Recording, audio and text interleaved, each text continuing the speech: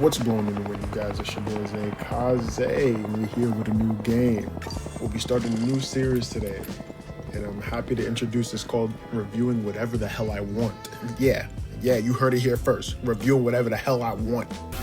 With that being said, Hell Is Us is a very grim, gory game without the gore side of it. It reminds me of a mixture of a Dark Souls without the souls in a game and a heavy exploration game. This game does not hold your hand through anything. You literally have to listen to everyone in this game just so you know where you're going. That's probably one of my favorite and least favorite parts of this game.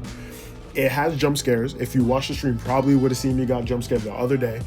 Don't quote me on that, but I'm just saying the jump scares are not scary. You know, being that I'm a horror enthusiast, I watch everything scary. It didn't scare me, but it was the off-guardness that scared me. But this game literally just has you following your guts, listening to people crazy. The fights are super, like, I have it on the hardest mode with the super punishing after effects. Like, if you die, the enemies respawn. So I have a lot of stuff coming in it. If you guys want to definitely see gameplay, let me know in the comments. And also, don't forget to like. First off, let's talk about how the game just feels.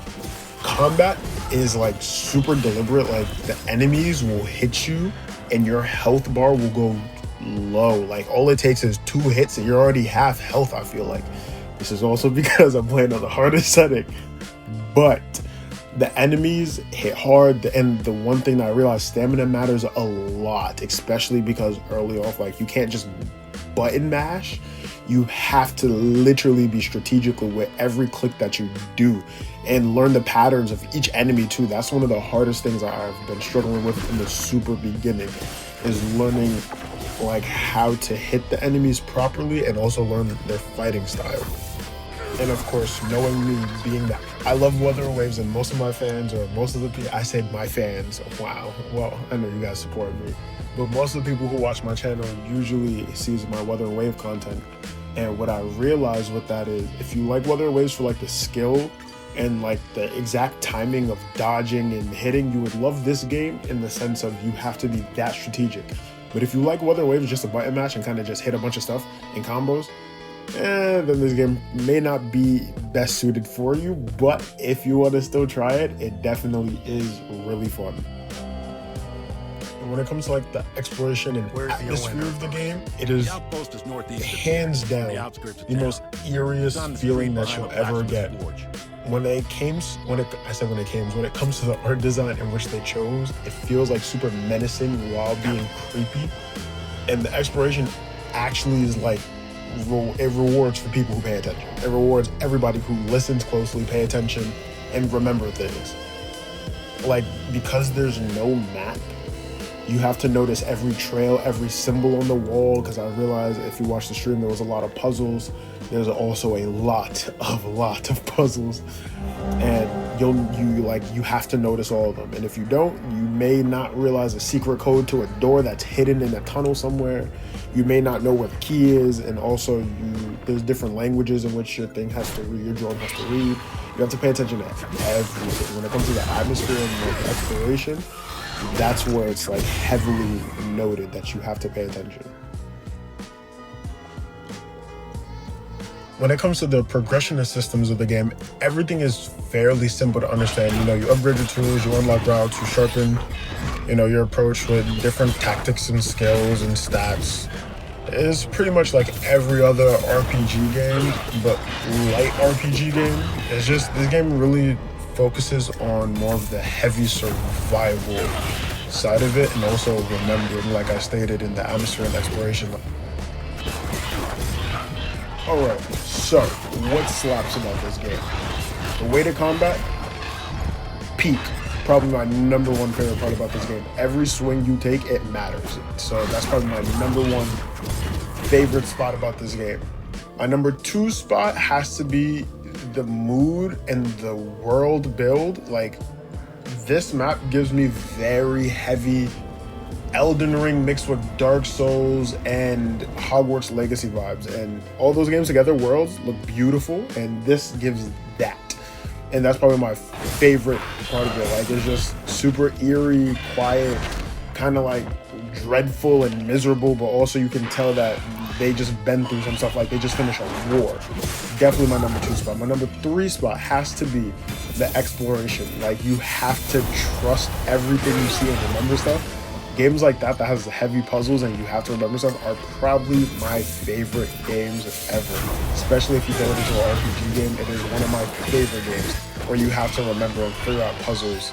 So to have something now where you have no map, no help, no real guide of that outside of your little toolkit of everybody that you speak to, hands down, no, exploration has to be my 3rd favorite part.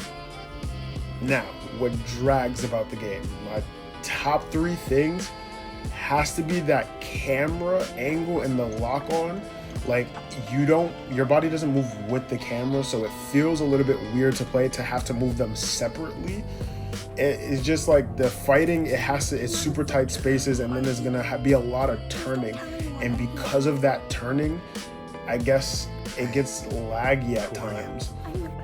The second thing that I have to say drags about this game is definitely the clarity. With some of the people I spoke to, they don't necessarily tell you where to go. Like one of the missions that I spoke to that you'll see is that I spoke to this dude and he said, we'll meet you back at the village. It's north or west, I believe he said, of something with the blue swing. I was searching for that swing for the longest. It was like very unclear. And sometimes you just have to figure it out, and that's where like you have to trust instincts and the vibes of people come in and what they give off. Like this game is literally like real life. You have to go off the vibes of people. But that's where it kind of lacks a little bit, because although it's one of my favorite aspects, it also lacks clarity sometimes. And that's why this definitely has to be in my number 2 spot. And the third thing has to be the difficulty. I feel like the earlier you are in the game, it is just way too hard, even if bumped down on the lower settings, because you're running low weapons and the enemies are all the same level. I'm starting to realize across, it seems like it definitely is harder for you to play in the beginning, especially if you're one of those players who like fighting everything and kind of are impatient a little bit when you want to come to the story. So that has to be my third thing, just the difficulty level. Although it is very fun and I did choose the harder setting, in another run that I did, I lowered the setting and it's still the same. Like the enemies are still the same level as you are with lower weapons than if you have like level 4, 5, 6 weapons. Damn it. Of course I drew the short straw. Now, the rating of this game. If I had to rate this game out of 10, I'm giving it a solid 7. Here's why. I feel like the camera angle, because that is such a main focus of the game, not in its entirety, but something that you realize a lot and heavily depend on when fighting, it brings it down by at least 1.5 points. And the other 1.5 has to be the clarity. The clarity at times just gets a little too confusing and it'll leave you searching for literally ever. So those are the only reasons why I would bring it down a solid 3 points, which will give my rating a 7. Should you buy this game? I believe if you are heavily someone who loves puzzle games, go for it. This is your type of game. If you're someone who loves the struggle, go for it. This is your type of game. If you're someone who is a button masher, or you love to just do some quick plays or something, or someone who doesn't even have enough time to play, I wouldn't recommend this game to you unless you 100% know that the style of this game is definitely yours. If you don't, I wouldn't recommend it because it'll be a waste of money. You'll buy the game and then you'll not really play it as much, and you'll default back on your original games. With all that being said, it is your boy Zaykaze with reviewing whatever the hell I want. And I'll see you in the next one.